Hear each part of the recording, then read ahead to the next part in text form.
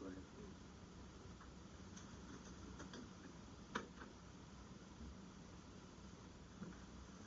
Mostly what I accomplished this last week was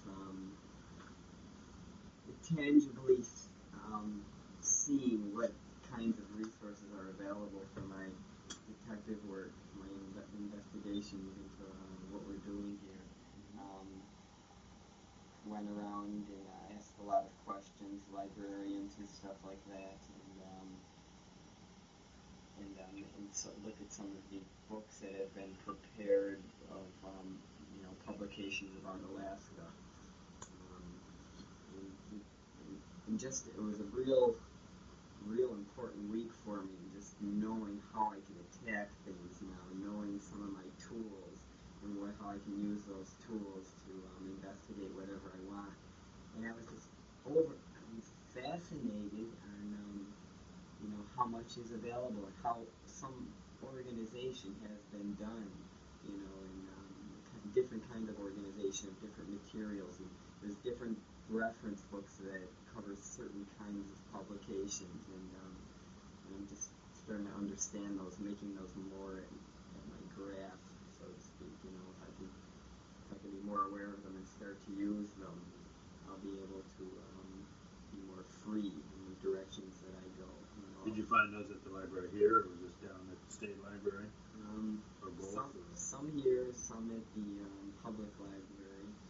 Then I didn't actually go to the state library this week, but by inquiring from other librarians, I found out how much I can get there. At the Alaskan Historical Society also, and at, if I wanted to, the archives, certain things that I could get at the archives that I couldn't get anywhere else as far as unpublished stuff.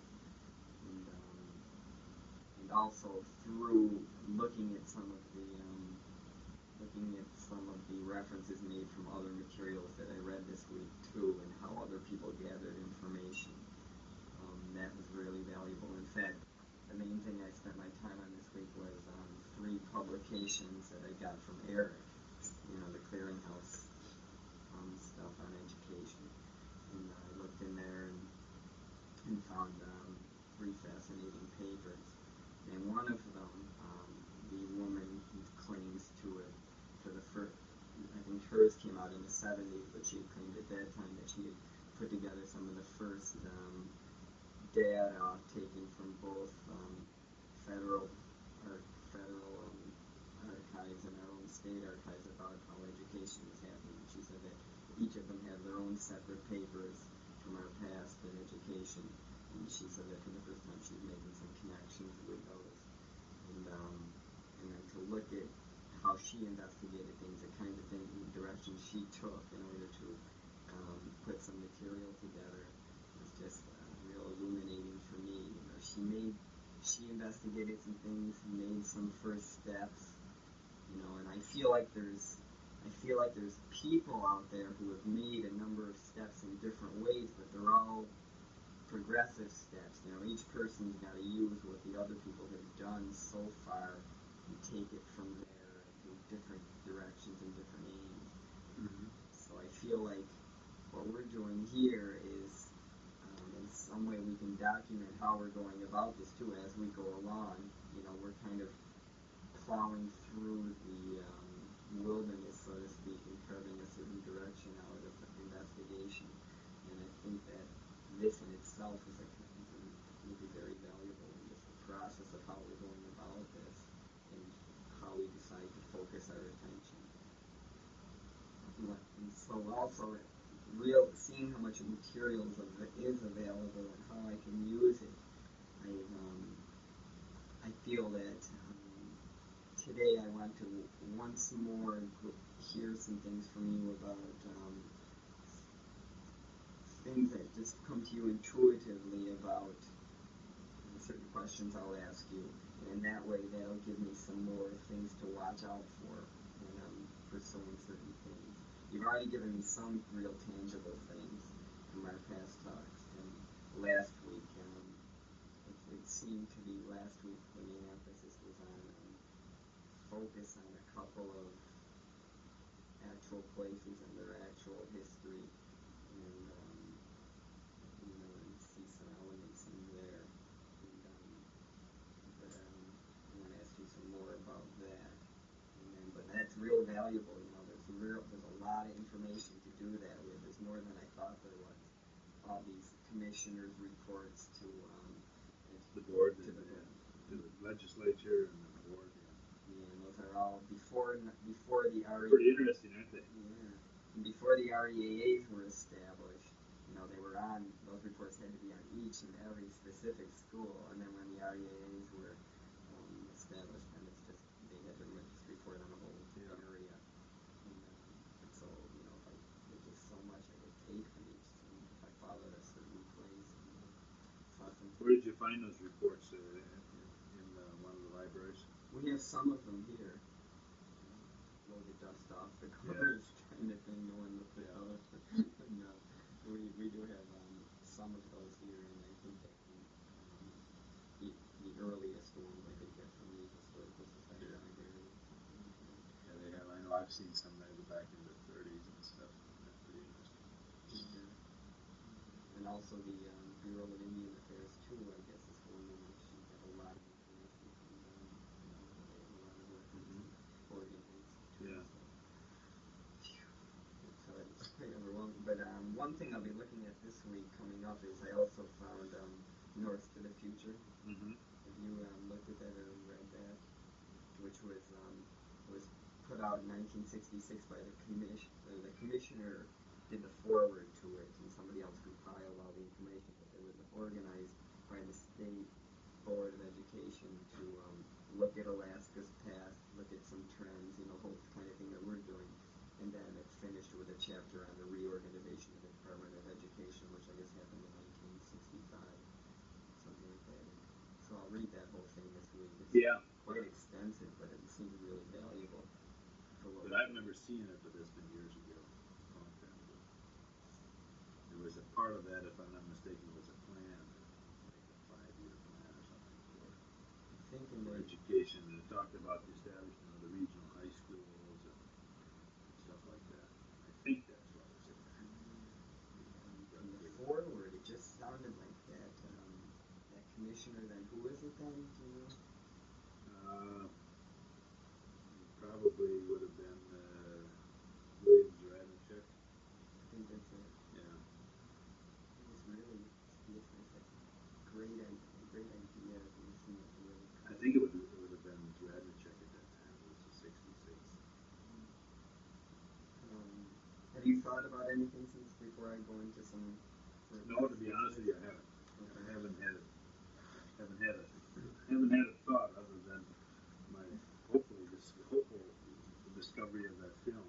Yeah, well, that's enough. That'll be a big thing. I found this paper by Ray Bernhardt of Cross-Cultural Studies up in North, from Eric, and I read that whole thing, and it's just, he makes some really strong statements in that. I was amazed at how very similar it is to my own treatise.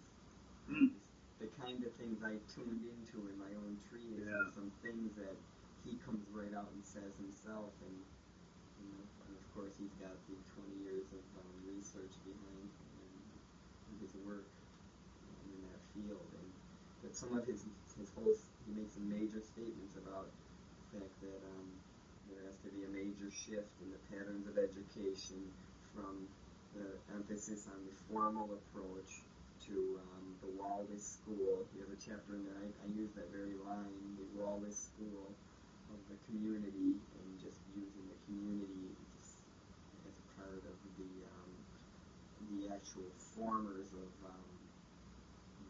the objectives for the students.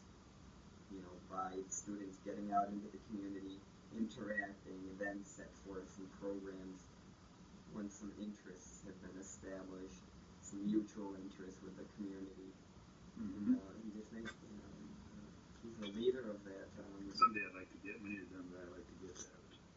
Make a copy of that or something. Yeah, well, you can get just now, I've underlined the things that I thought were most important. You could actually look through that. But I probably won't have a chance to read it for about a week. But I just thought that, if you don't need it, I'll hang on to it. It's all right. Okay. This came out in 1981, and inspires me that I should send him my treatise and the fact Yeah. that I think I should. Wait a He, minute. by the way, is on a leave of absence this year. It's sabbatical. He's in Australia. What? Leaving me all alone. Well, anyway, the main He'd be a debate. good person for you. He'll be back when you're up there to do your student teaching. He should be back this summer. He's a guy that you ought to get acquainted with. Yeah. You enjoy talking to him.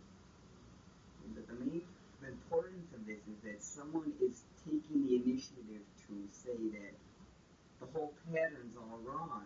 It's you can't just work from within what's happening now. The whole format is wrong, and so he's saying that here, and that's kind of how I feel. Almost we have to approach this is say, perhaps what if we look at it in a totally different ideal, what possibilities would unfold, and why did we go where we went. So anyway, I'll read you what I want you to say here today. Hello?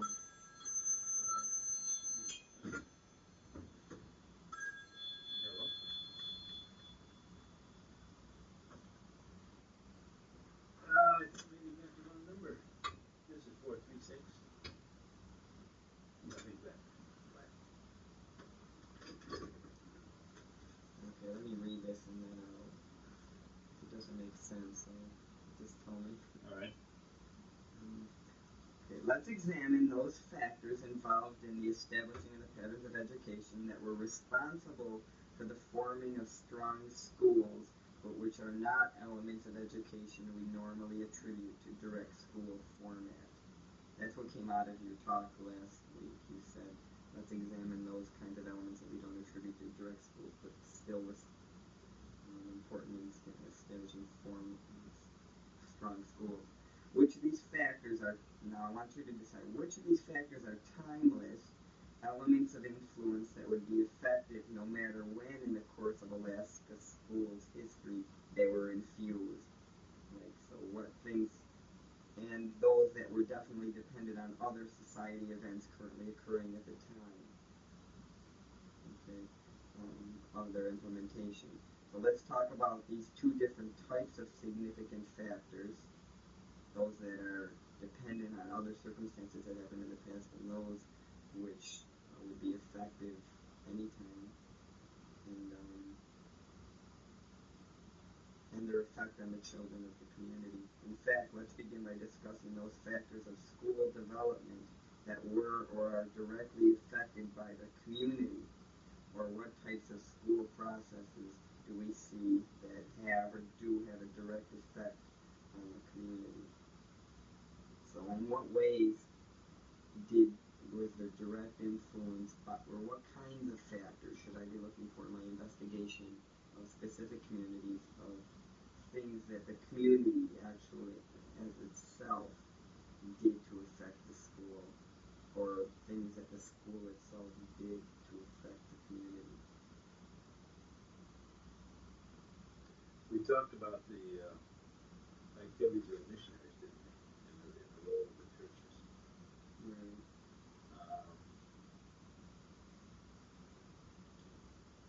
That was one outside factor.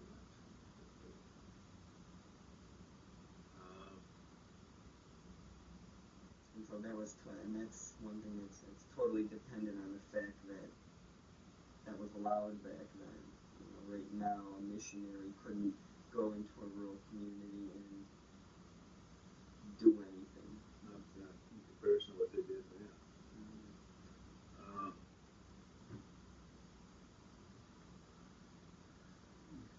Trying to recall what else I had in mind when we were talking about it.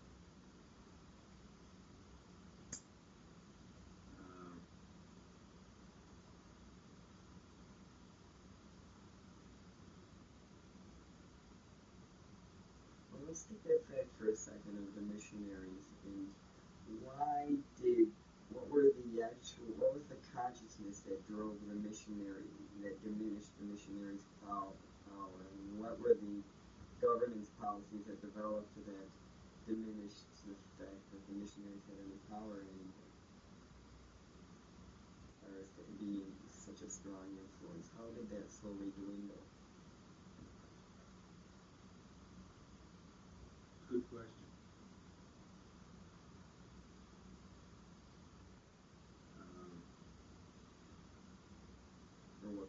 questions along that line that you wanted Yeah. to investigate.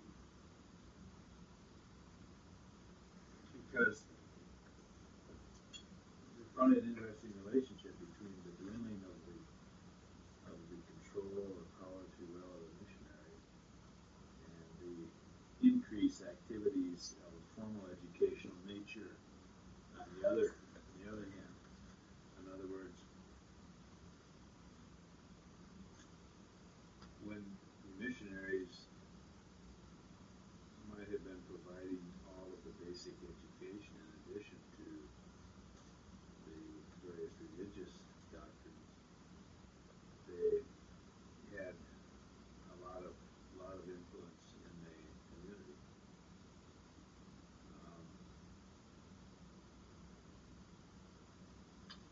And then as that changed with the development of the schools and an activity then restricted, the missionaries' activity then restricted solely to those areas directly related to the church, the balance of power seemed to be shifting a bit. Now, there are a lot of communities that did not have a formal educational program until, well into the 30s, sometimes early 40s, which is a pretty short period of time compared to, our other experiences in other parts of the country.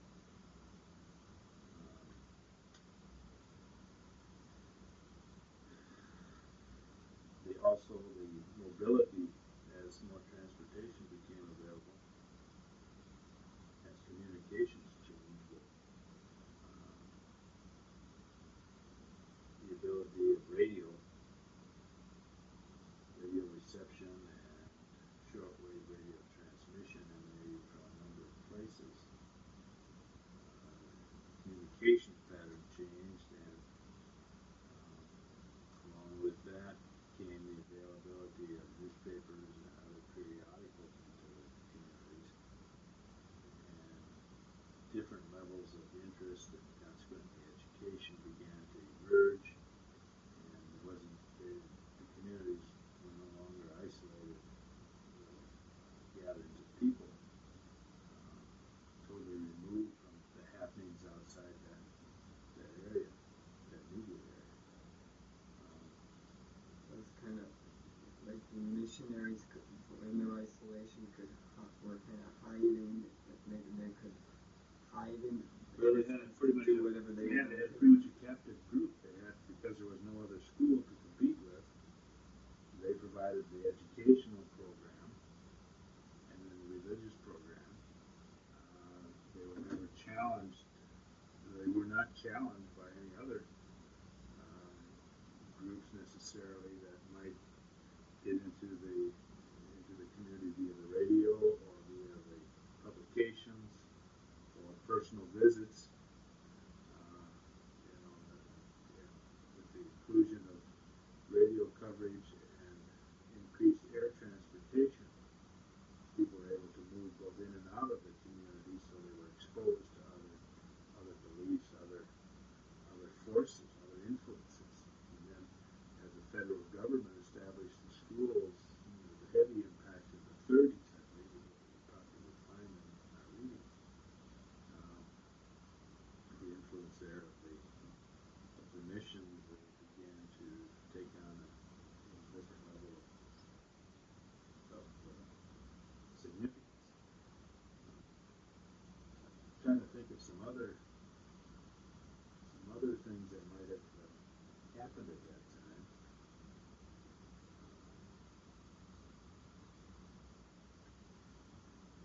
I think last week I suggested that you look at a couple of communities to see what the influence of the churches, the missionaries might be in a few locations.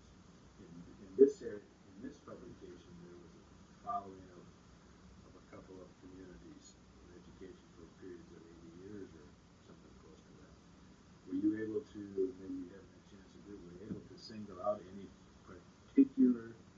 incidents that tied education to missionary activity in any of those communities? Whether there were any major changes that No, those reports were a little too Pretty general general, for yeah. that. I think that when I'll really go into, if I really take a community, Yeah. I'll really go into it and look at some of the actual commissioner's reports on them and those kinds of things. Actual records. I think one of the areas that you might want to look at is take one of the whatever religious group you might want to focus in on. Maybe to take all of them would be too much, but take Catholics or Moravian, Russian Orthodox, or whatever particular group, and see if you're able to find anything in your readings that focuses on their educational mission, their educational philosophy, their approach to education with the Native people. See what kind of things you might pick up, if anything, in that regard. I know I've seen some of the stuff tracing some interesting incidents of Moravian missionary activities in western Alaska and southwestern Alaska. I know there's stuff written on that, and I'm sure that there's a lot of the stuff that's been written about, certainly with the Catholic involvement. And of course, the establishment of several of the Catholic boarding schools. And there was a Moravian school too, a Moravian school in Bethel area, one of the locations with wheat flock. And that reminds me, that would be a good place for you to see what you can come up with in the way of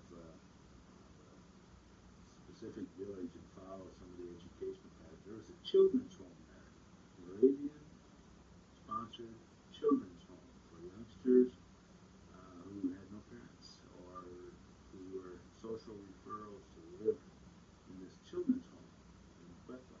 Bethel is just north of Bethel. I think it's like less than 15 miles away, maybe 20 miles away from Bethel. Heavy Moravian influence, Bureau of Indian Affairs influence. Fairly close to the Bethel as a hub of that area. There's the ability to go back and forth in the winter time in the summer with boats and winter time with the dog sleds. I don't know if any of the writings contain anything that would show any major educational switches or would be different in Kwethluk than Kutluk and some of the other communities. Another place that I read about just the other day in the paper because they were honoring some guy, or the teacher rather, who had taught there for a long time. And she's up in Pioneers Home, I guess, in Anchorage or something. And it's a community that had out of Bethel. Can't think of the name of that now. But it reminded me of some of the stuff that they did going back to the 1930s, 1920s, 30s primarily. 30s as far as what was going on with that particular village and educational program, different influences and stuff. I don't know what else to suggest on this particular line of thinking that Jim might have to think about. Maybe if you get a chance to read something here might prompt my thinking a little bit. You know, which other direction? I mean, you could focus in just on the activities of one of the missionary groups in rural Alaska and be spending the rest of the year just researching that area. And you might want to go a little bit broader than that and look at some of the other impacts. Whether or not see the involvement of the Bureau of Indian Affairs, of course, is one of the big ones. And I don't know how much you've had a chance to back and see when the Bureau really, really got Well, I found this thing going in the state. that I was reading today, which is that paper I was telling you earlier about that woman who said that she compiled some information from the state and the federal government about all that.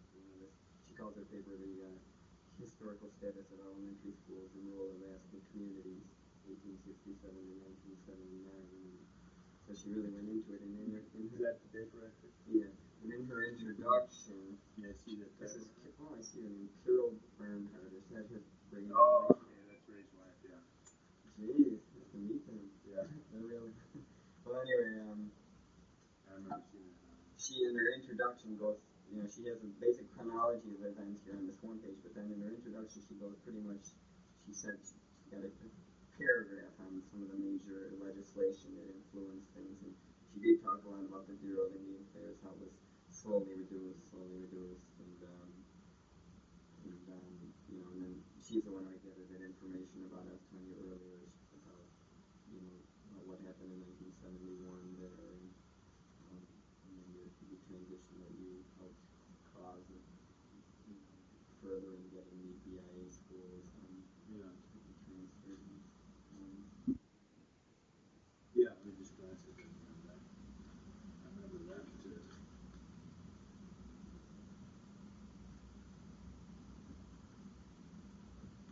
Reading glasses. It's kind of small. But in that, Where did you get this from? The Eric hearing? And so in it, you can look, just going toward one of the back pages there, she takes each individual community and breaks them into certain categories or something. I'm not sure what she's doing there.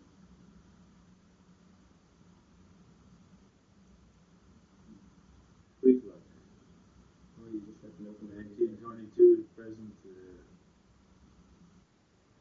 Bureau of Education, and then the BIA in 1948 to 1973, Moravian Children's Home.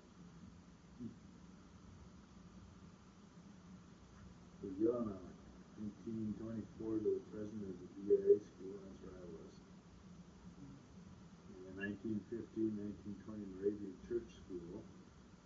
1920 Moravian, closed prior to 1930, year unknown. Another one that I mentioned to you the other day that I thought would be real interesting is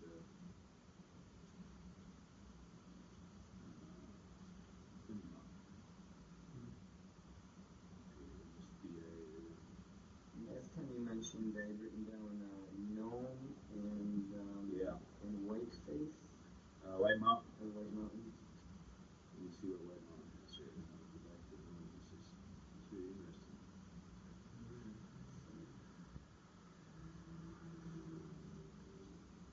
It's kind of like, she prepares something there to hope further investigators. Yeah, I don't see anything here on White Mountain. Those must be pages. Maybe it's got out of this one.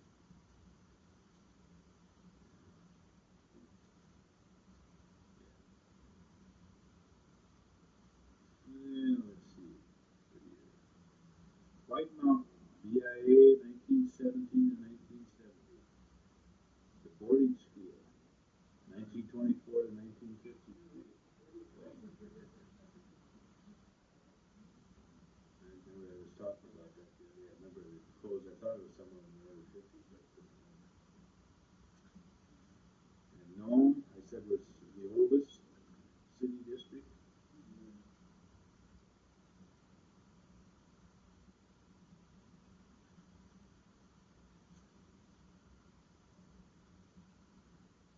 1900. 1902 became city school district. The present. 1900 was old Bureau of Education, BIA. So 1902 was city school district, and there was a Catholic school there from 1904 to 1909.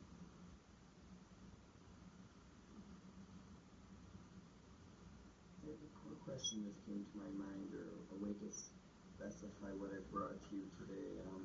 You got some good stuff to read Yeah. between that one and the other one. But what, you can see that I'm interested in schools being run more on the lines of community, the direct community interaction. And so what I'm interested in then, and what I'm thinking of subtitling our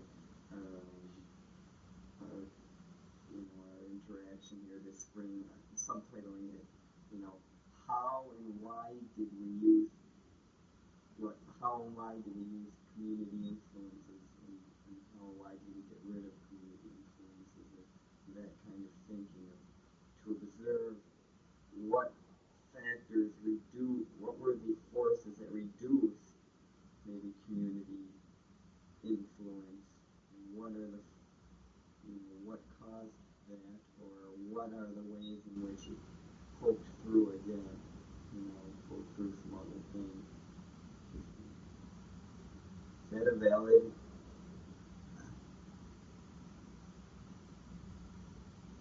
Is that a major issue in the establishment of higher education in Alaska? How community influence was diminished, and then, or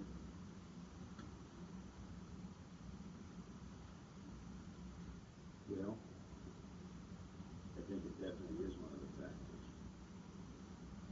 The difficult part probably would be in determining to what extent the community was involved in providing certain segments of the education, because the involvement of the community in certain aspects of formal education was probably not documented nearly to the extent that it is today with all of our community schools programs, which have an annual report that they have to give, and the fact that we have records of the meetings, minutes of the meetings, of community advisory councils, community school committees of different kinds. My earlier thought was that the community was probably involved in many informal ways in providing parts of the education for youngsters in the rural areas without any kind of special recognition or record keeping to show that they were involved. In other words, were there certain things that would be done informally in a way of providing an education for school-age youngsters by certain segments of the community that were very important. In other words, did the community as a whole introduce a certain number of the youngsters to the particular style of dancing, maybe dancing in the area, or did certain segments of the community educate youngsters as to certain ceremonial dress, teach youngsters how to fashion and make various pieces of ceremonial dress. Did the community, certain segments of the community, work with the young men of the community, school age, in building different items of equipment to help with their subsistence activities, vis-a-vis river boats and dog sleds and special kinds of bird harpoons and fish harpoons that were used to sustain themselves. Did the community, through some of their elders, convey to the youngsters major portions of the history of that particular area and community, but do it outside of a formalized school structure, but yet they did that every Thursday night down at the local steam bath get together. Yeah, those are the kinds of things that I'm sure were there that made the educational program rich and strong, but to go back and ever find out just exactly how much might be a little bit difficult, and it might be observable to see how we almost implemented different values to them, though, through what we demanded in the schools, through the changing format of the school.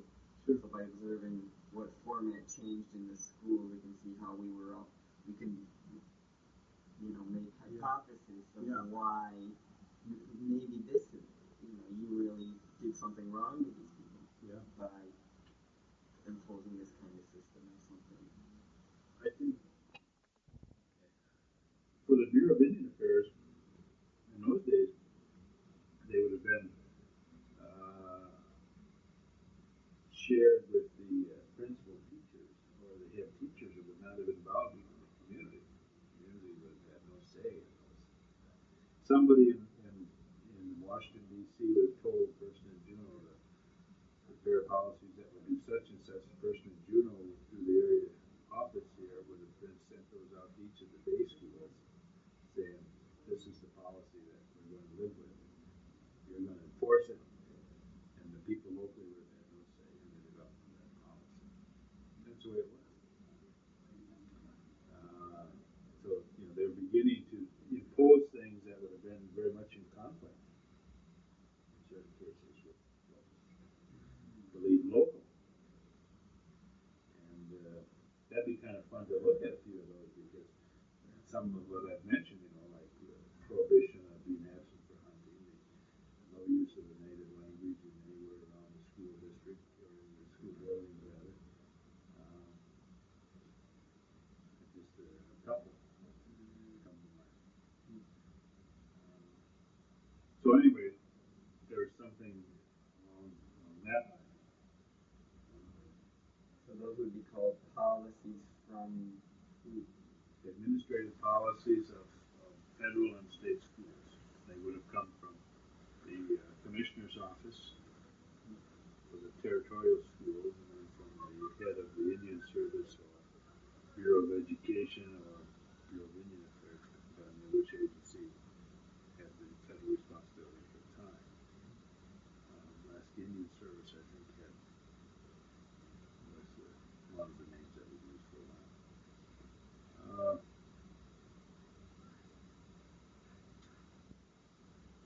Let me ask you, as you've gone through this, and you've gone through the other Eric searches, have you come up with any other appear to be themes that we might want to climb on top of to ride throughout this voyage? Are we still searching for a few of those? It's still somewhat searching today, but one is this thing of since I spent so much time reading and studying this paper, and so the community, how the community's influence or doesn't. I guess I'm impressed with what you've been able to dig up so far. we've only been at it a little while, Yeah, some good stuff. I guess I only have a vague understanding, but how the economics of the area affected what the school had at its disposal.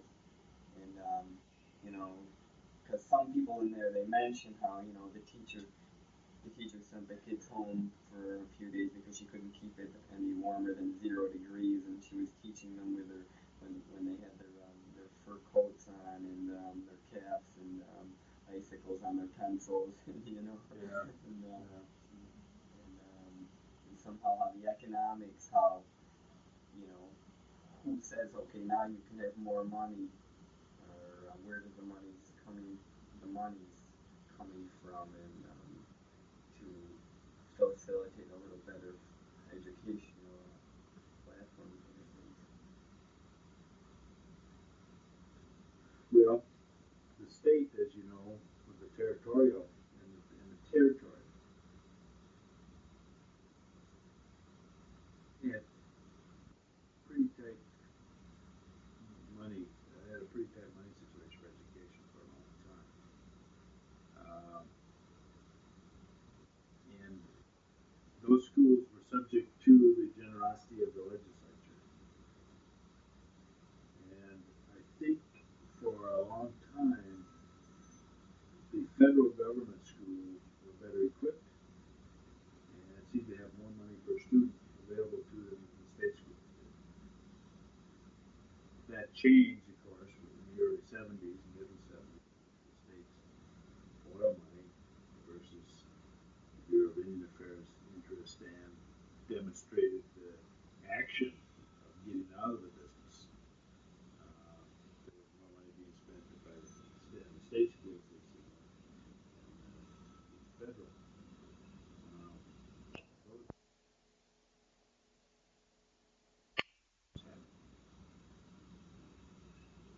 the decisions for the amount of money that the Bureau of Indian Affairs would have were made in Juneau and in Washington, D.C. And it was all pretty much formalized on the basis of head count, and then some extra money that would go into be available in each of the areas. And that was the general policy throughout the whole nation by head count. Yep. So that was just taking that. Yep. And that's what that was a procedure in the schools for a long time. It's head count, pure and simple. And if the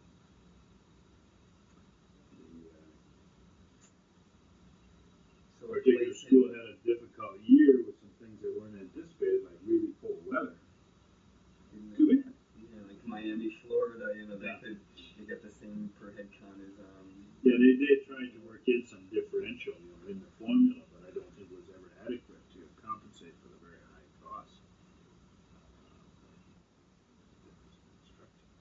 you can almost be observing to make some major statements about the lack of people's attunement in compensating how funds were used. Mm-hmm. That could be a factor.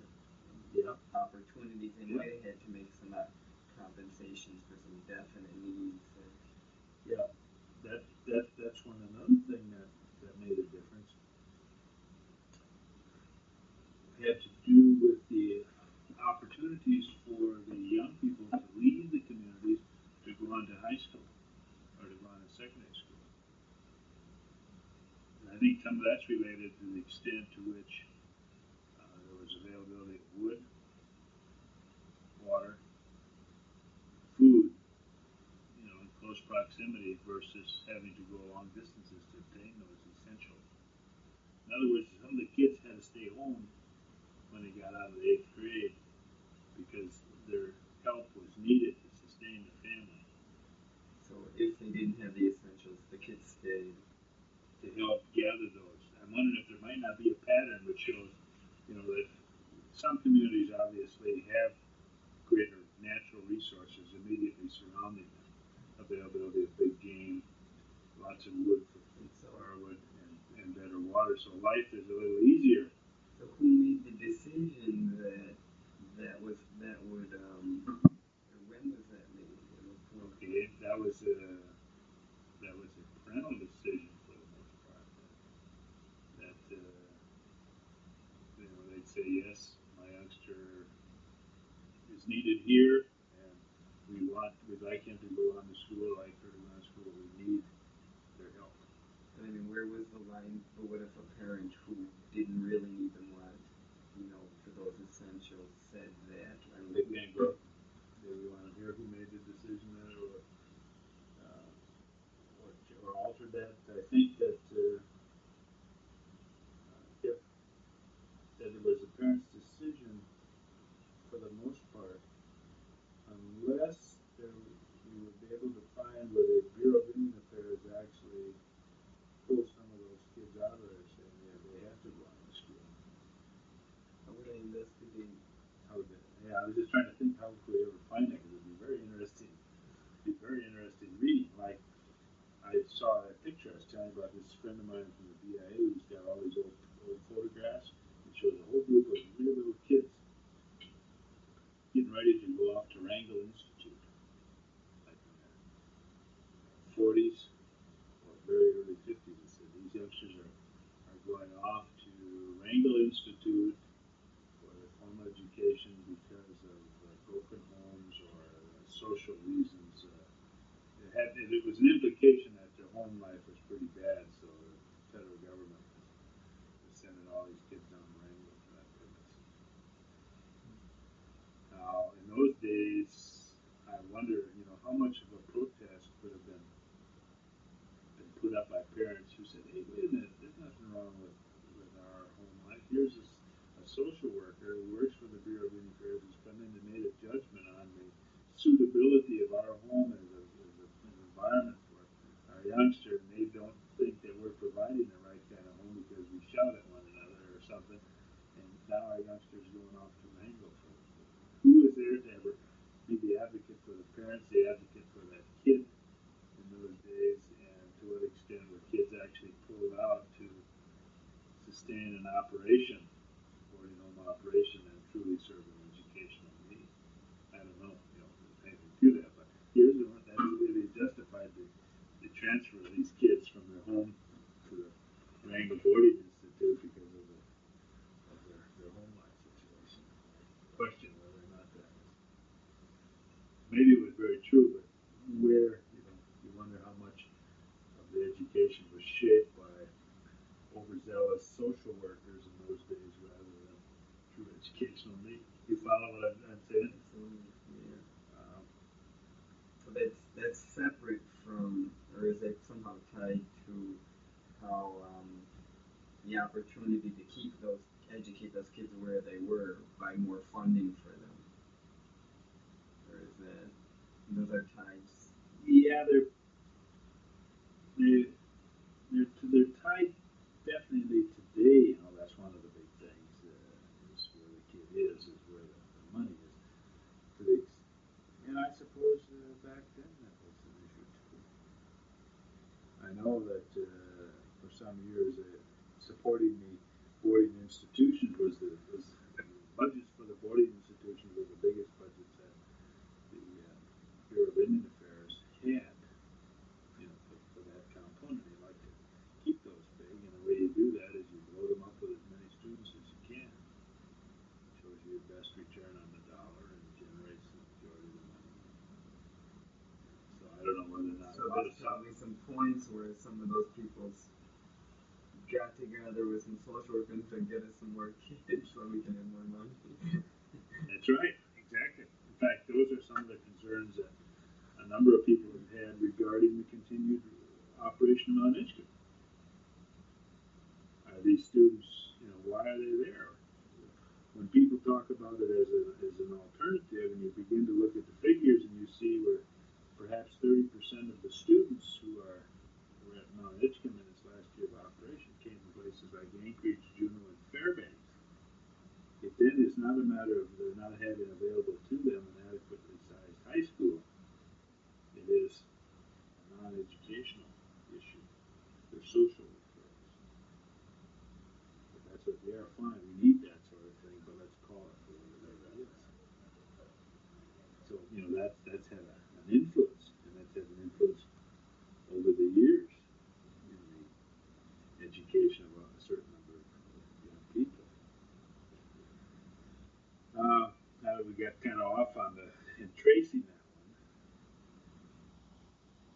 but we got onto it when I said that the availability of resources and the ease with which a family could live as far as their subsistence activity had an impact on whether or not a kid was encouraged or discouraged from going on to receive a high school education. Life is tough in some of those communities. They needed all the help they could get, some families, to keep everything together. When the youngster got out of school, out of the 8th grade, to allow that youngster to go on to school and be gone and therefore leave a void in the workforce for the family, caused some tough decisions had to be made. Not easy for the youngster or for the parents. Do you think some of that might turn up in my just? I don't know. I think it could. But it wouldn't be discussed very much until anything, until probably some of the stuff in the 60s. Because that's when we really started looking to see, hey, what are we doing about high school age kids? Other than the cream of the crop kids who go to Mount Edgecombe or some other institution. How about the others? And that's when you get into this business of, okay, if you did have facilities available to all of them, would they indeed be able to go?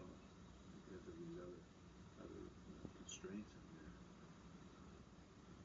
They look to leave the home and the family. I think you'll find some of that. Certainly had an impact. And, it shaped what the schools did and how they went about the business. What are the motives? Yeah. Those kind of things like motives is what we have to hypothesize about, but we can back it up with some information, some kinds of investigation that no one can reveal. They didn't. Yeah. Well, that's a little bit for you to kick around. It's kind of fun to start philosophizing, talking about these things.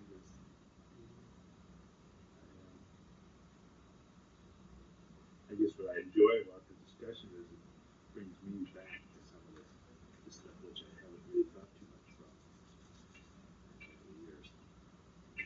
And you feel energetic about. Oh yeah. Some. There's so much to do out there, so much more that needs to be done. The educational challenge. I guess I never real version of enthusiasm for that.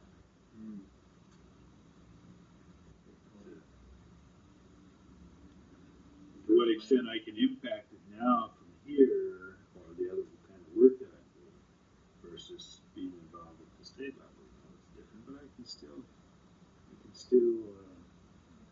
maintain an enthusiasm and interest in the work because you're never totally away from it. Like here, I'm preparing people who want to go out there and work as administrators or as teachers. I'm involved with other programs that will still have an impact. Maybe not as direct as some things I did before, but still very related. That's fun. And I'm glad to see things like this written. I remember talking to Todd Ray after he gave that paper. Come in, Barbara. Oh, I didn't know that's Sure. You have a question? It's about Paul Wars. Okay. Are you going to be around for a bit? Yeah. Okay. Just be another minute.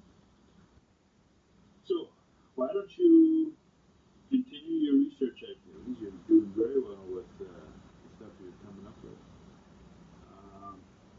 See if there are any other trends that we might look to. Examining the Bureau's role, the state role, read those, get a hold of some of those old annual reports, see what the concerns were regarding the academic offerings of the rural schools, and see whether or not there's concern regarding the teachers being available, the numbers of teachers, the training of the teachers. Any mention of community involvement, you'll find very little mention is made of how the community is getting involved in that school. You won't find much of that until after the mid-60s, and then it was limited. But that became the big cry, was local involvement, local decision making in the early 70s that led to the establishment of the SBAs. And you see there was a Class of Native Land Claim settlement in 1971. Brought about a lot of people getting involved in making decisions, and just the whole political activity in the state accelerated. The civil rights issues, bilingualism, and so forth, those started creeping up. More and more people getting involved, and you see that happen, growing and growing from the early 70s on up to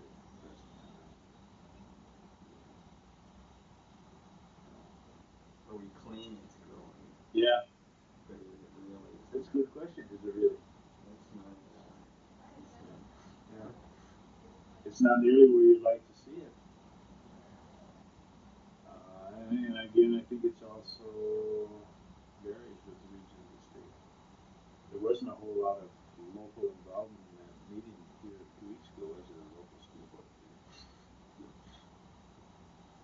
And now they're proposing the idea of more teachers so they can change the ratio. And 21 new teachers to change the ratio, half of which would go into lowering the ratio, the other half into new areas or something like that. There's a division or something. It'd be interesting to see how many people show up for discussion of that aspect of local decision. I think you can make some arguments that that's not a good expenditure of money. It's $500,000 for those 21 teachers. Is it really going to make all that much difference? Trying to change pupil-teacher ratio is a very, very expensive operation. It's rather skimpy research to back it up that it would make a big difference, as you probably have read. However, I think everybody's of the conclusion that anytime you can lower the ratio at the very early elementary grades, you can't help but improve the learning situation. But can you show a direct relationship as far as it being a good, cost-effective way to go? That's not it's a tough one. What was your, just quickly, we talked at the meeting there, you said, what do you think of this? And I asked you what you thought of it, and you said, I'll let you know what general impressions from that board meeting. Well, we picked a boring time with the policy development stuff. To read, to listen to the word changes to that kind of nitpicking stuff is really not very exciting for an observer. The president talks too much, inserts her own opinion with a powerful voice. And it's just, she's trying to make things humorous, but you get a certain amount of that and it begins to get bogged down. She has the capability of moving things on, but I think as a result of her desire to be fairly vocal, she's expressing her opinions kind of out of sync with what the president of the board should do. If they want to address those issues, they should turn the gavel over to somebody else and then speak as a member rather than to cloud the issue with, well, is this relaying the comment for the rest of the board, or is this insertion of personal opinion? And there's an awful lot of that.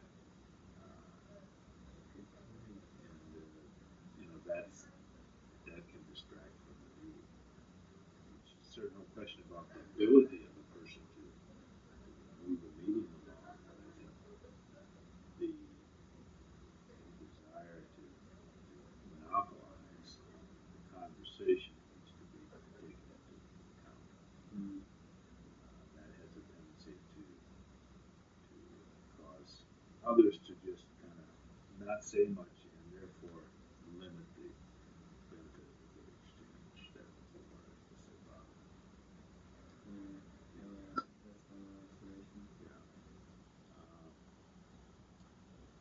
It was interesting to watch the other staff members respond to board members' questions. Board members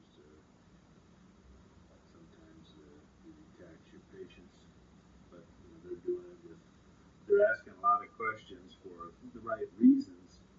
It's just that sometimes to answer all of those and explain why this word has been substituted for this word, when you just like to say it isn't going to make any damn difference anyway, how it's going to make a difference, just move on with it. It gets to be a bit frustrating. But that's not unusual. That was not an unusual kind of meeting for board members all over the state. You'll find that if you go up to Anchorage,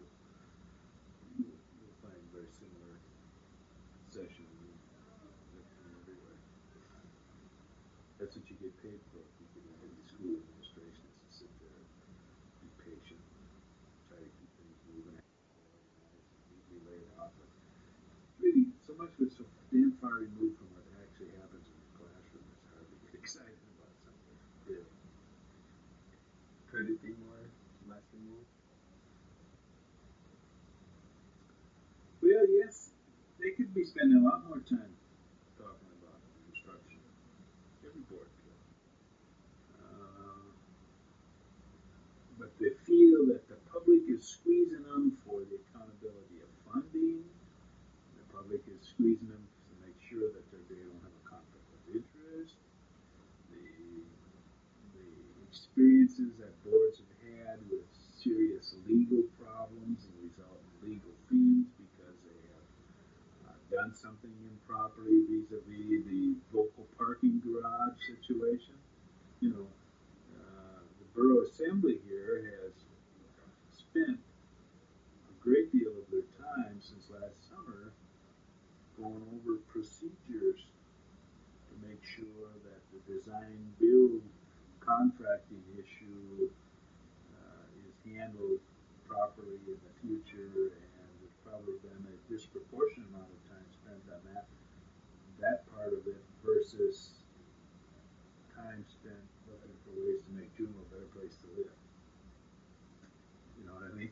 Yeah. I mean, it's not faulting anybody, it's just a fact.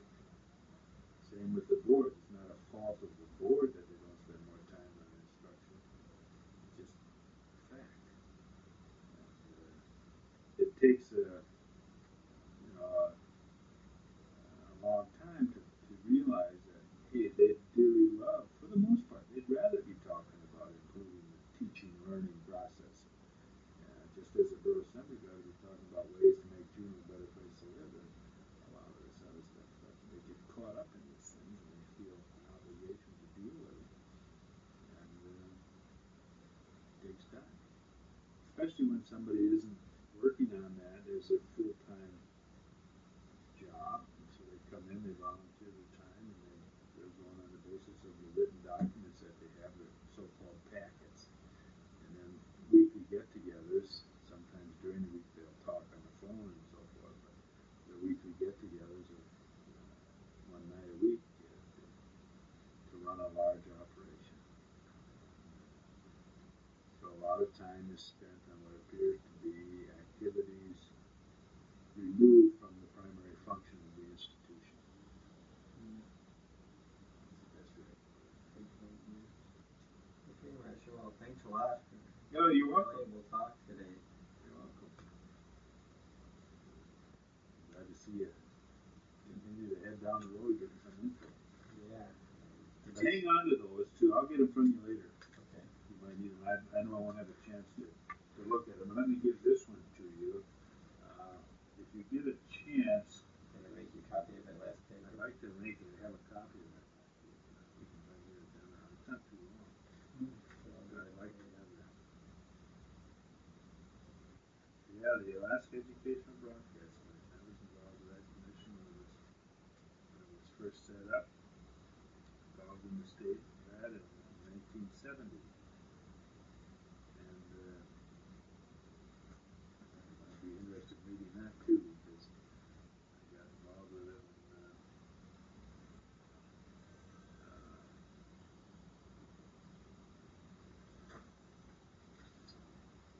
Charlie Northrop was the executive director of it.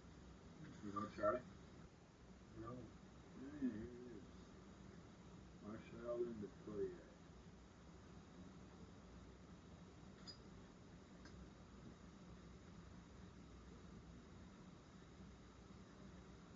The New England appointees included one member of the original five-member committee. Lou Salisbury of Fairbanks and 6 new names. Dennis Egan of Juneau, KJNO Dennis Egan. Oh. Marshall Linda Kodiak, Catherine Fanning, and Patricia Stoll of Anchorage. Bill Gradnicek, this is the son of the former commissioner, Bethel, who's a banker. And Tim and Wallace of Fairbanks. The new Egan appointed commissioner was first meeting on April 29, 1971. And I was superintendent of